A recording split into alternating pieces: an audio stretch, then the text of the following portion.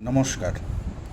আজকে আমি হাতে করে দেবদেবীর জপের পদ্ধতি দেখাবো।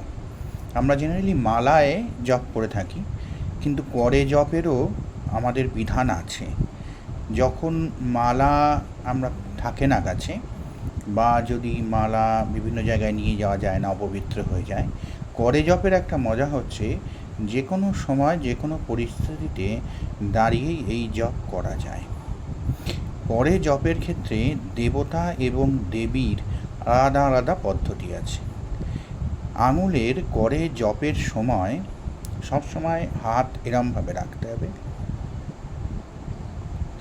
এবং কর জপের সময় মনে রাখতে হবে বুড়ো আঙুল দিয়ে এই আঙুলগুলোতে জপ করতে হবে, এবং কোনো পরিস্থিতিতেই যেন এই যেগুলো আমাদের হাতের এই যেগুলো কর যেটা দিয়ে আমরা গুনি, সেই দাগের ওপর যেন হাতটা না পড়ে। করের জপের ক্ষেত্রে যেটা পদ্ধতি সেটা হচ্ছে হাতটি এরমভাবে রাখতে হবে, রেখে যদি দেবীর মন্ত্র যদি পড়া হয় তাহলে এইখানে প্রথম হাতটা ধরতে হবে। 1 2 3 4 5 6 7 8 9 10, এই 10টা হলো। এইরকম যদি 10 বার যদি করি তাহলে 100টা হবে, আর 108 বার হলে পূর্ণ মালা হবে। তাহলে 108 বার 8 বারটা কীভাবে করবো? 10টা 100 বার হলো, আর 8 বারটা করবো হচ্ছে 1 2 3 4 5 6 7 8।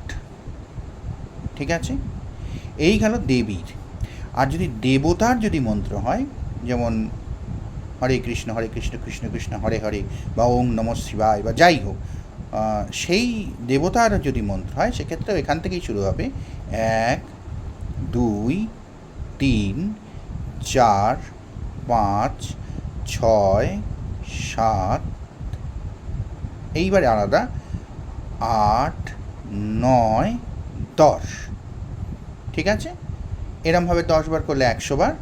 আর 8 নম্বরটা হচ্ছে, সেটা শুরু হবে এখান থেকে, যেরমভাবে হয়েছে 1 2 3 4 5 6 7 8।